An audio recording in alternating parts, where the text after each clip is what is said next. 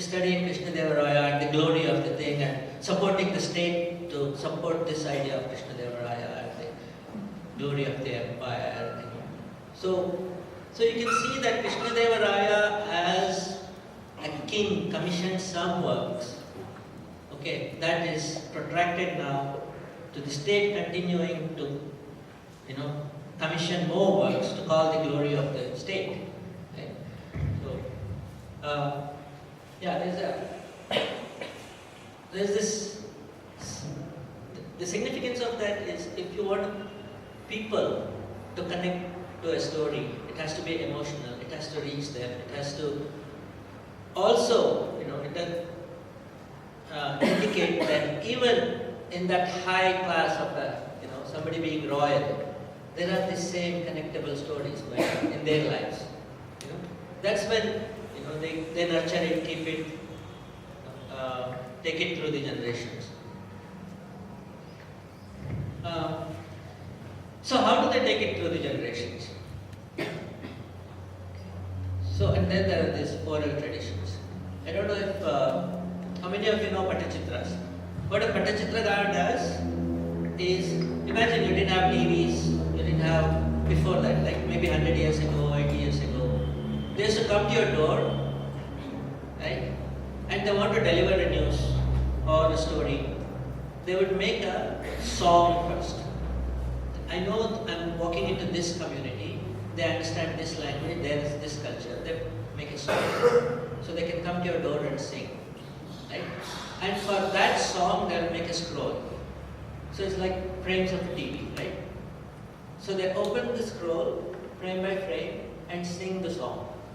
Right? In the end, it better be interesting or it better hold the audience, whoever is listening, because the person who comes to your door and sings will not get anything back. Maybe some grains, maybe some, for their livelihood. So this cycle is important, right? It's not necessarily only the commissioned work from the royal, but what's happening now is it's actually a framework where even the very small community member is helping, not just an artwork, but holding the stories together and moving it through the community. Similarly, this work is genealogy records. There's a community in Karnataka called Heduvaru. Heduvaru means literally tellers, right? People who tell. But if you go just nomadic, I have a friend Gopi, he will be walking in any time. If you're traveling with him, he'll just say stop. But there is that nomadic group camping over there. Right? So he knows whether they are Heduvarus, whether they are musicians, whether they are, So we go talk to them. And this is one of the groups where they have extensive documentation. Right? If you are a Murray family, they'll know, okay, if I go to Bangalore, I need to contact Padmini. They'll go to Padmini's house and sing the song of her lineage. And also do updates. This is before Facebook posts, right? They will come and do updates saying, I went to Calcutta, and you know what happened? Your brother so-and-so had a baby, and then your younger brother came first in something, whatever you need to know. But the way they start is through the lineage of how great your great-great-grandfather was, what the rivers, the seas that they crossed, the hills that they know, what reason and how, and this whole thing. They come every summer to your house and update what's going on in your family. And you should listen. I have the recordings, I don't know if I have time, but when we meet, I'll pass the links. So it's fascinating how they know where to change the tempo, where to say something differently, because those are the, what might be considered as the Facebook like points. Yeah. So they make you listen to it, even though if they sing for half an hour. And this is an important lady, Daroji Irama. She just passed away a couple of years ago. And she is a nomadic. And she goes with this tamburi. Tamburi is like burra. So she goes around and sings. And Cheluraju recorded her. First he befriended her. She didn't want anything to do with the professor. And what Cheluraju did was go with her when she bakes, you know. So like, you might put some rice, she might put some ragi, somebody else something else. So they go home and cook all of this together. So Cheluraju used to sit and eat that. Right? So to build confidence. Right? And then they became really good friends. And she could narrate all her 5 stories to Cheluraju so he could record it. One of her stories is about 1,200 pages when he translated it. And then he was so fascinated as to how she can do this. Then she said, it's very simple. I do a spatial navigation. I know I've been there, I've met somebody, I do this.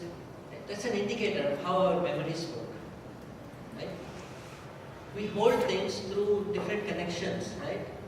Like what happened in this conference and somewhere else. So spatial navigation is very important. Why am I bringing this up? Where we are treading into is a diversity of literacy context. Right? None of these people can read and write. Right? Everybody can write just about what they need. Right? But all of these communities are like little schools. They start from young, they train themselves. So we come back to the spatial navigation later, but it's important to keep in mind. So, what is the last great thing that democratized information? Not the most recent, but the last great, printing press. Right? Remember, I've been talking about our heritage being digital and all that, until the printing press. Then suddenly, every one of you here knows that you can write, print, photocopy, or send it to other people, right? Publish and make other people read. And what came out of it? We have schools and colleges. Right?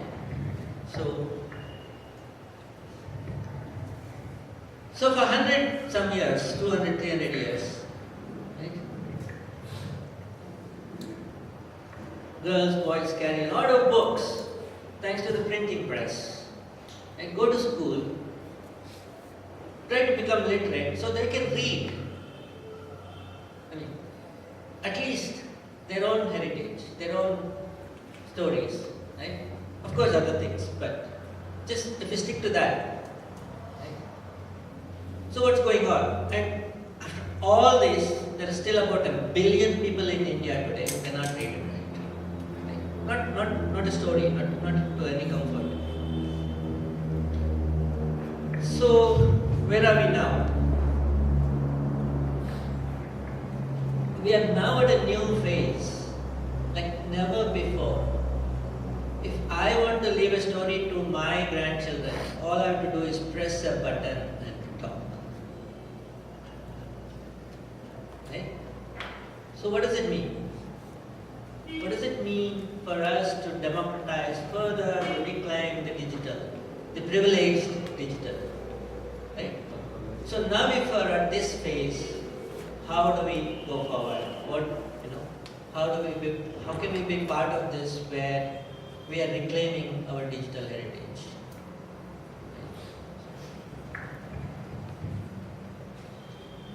So one of the early things, we've been part of Janastu and served lots for about 18 years now.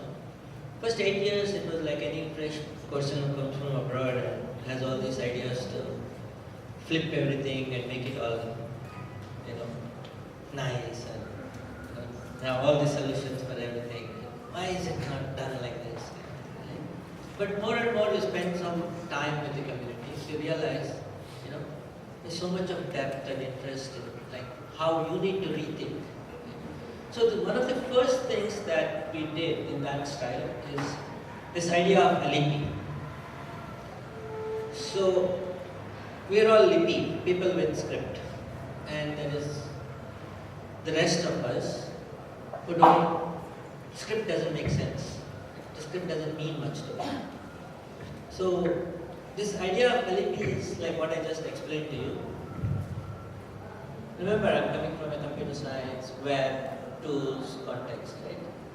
So what does accessibility, content to everybody mean? So if you go to the World Wide Web Standard and look at the guidelines, there is accessibility guidelines, but you spend 10 minutes and you understand. There is no guidelines or nothing if you have eyes but cannot read. If you are blind, there are perfect, very well written guidelines on how the browser should support the blind person. But the basic assumption is you are equally educated. But if you have eyes and cannot read, it is not the developed world problem, it is our problem. So we need to think about what to do with this scenario. So they don't even understand. They're like, what are you trying to do? I mean, this is not a problem, non-problem. You're trying to make, you have a solution and you want to make a problem. That's how they do. So, but now